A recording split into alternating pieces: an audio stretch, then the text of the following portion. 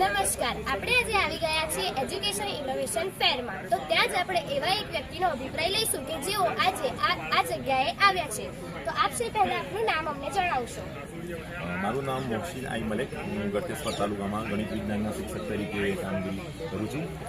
આજે હું ઇનોવેશન ફેરમાં જે 60 સ્ટોલ બન્યા છે એમને નિહાળવા માટે અહીંયા ઉપસ્થિત છું.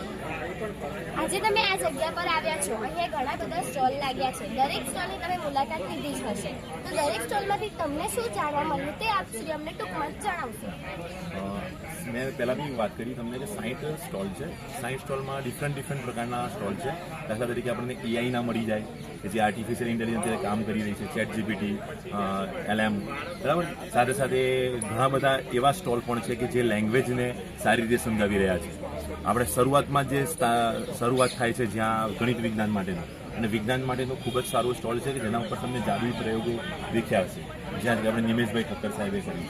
પછી વચ્ચે તમે આવશો તો ઇંગ્લિશનો એક સ્ટોલ છે કે જે પ્રાથમિક શાળા સનાજરાનો છે કે જે ઇંગ્લિશમાં એમણે લીપ ફોર વર્ડમાં કામ કરી અને એ નેશનલ લેવલ સુધી આપણા ગુજરાતનો બાળક એક નેશનલ લેવલ સુધી 5મો નંબર લાવીને જે આપણા માટે સિદ્ધિ છે. તો આપણે ઘણા બધા લોકો જે પોતાની શાળામાં લઈ જઈ શકે છે કે આવી વસ્તુ આપણે આપણી શાળામાં પણ કરાવીએ. સાથે સાથે મેં એઆઈની વાત કરી, ઘણી કળા બાબતે અને FLN ખાસ અત્યારે હાલમાં નવી શિક્ષણ નીતિ પ્રમાણે આપણે જે શાનદાર શનિવાર કહીએ છીએ, આનંદદાયી શનિવાર કહીએ, એ આનંદદાયી શનિવાર માટેની પણ ઘણી બધી એક્ટિવિટી તમને જોવા મળશે. દાખલા તરીકે આપણે અહીંયા મિલનભાઈનું એક સ્ટોલ છે, તમારા પર જોવા મળશે કે હાથથી બનાવેલી કારીગરી બતાવવામાં આવી છે. ઘણા બધા ફન એક્ટિવિટીઝ છે, ફન ગેમ છે.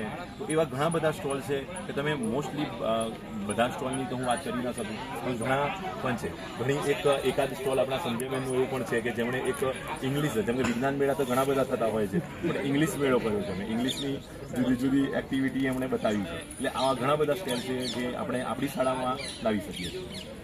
તો તમે જોયું કે આજે તેઓએ અહીંની મુલાકાત લીધી અને 60 સ્ટોલોનું એમણે એકદમ નાની રીતે પણ સારી રીતે આપણને સમજાવી દીધું. તો હવે જ આવા કોઈ બીજા વ્યક્તિ પાસેથી અભિપ્રાય લેવા માટે આપણે ફરી મળીશું. આભાર.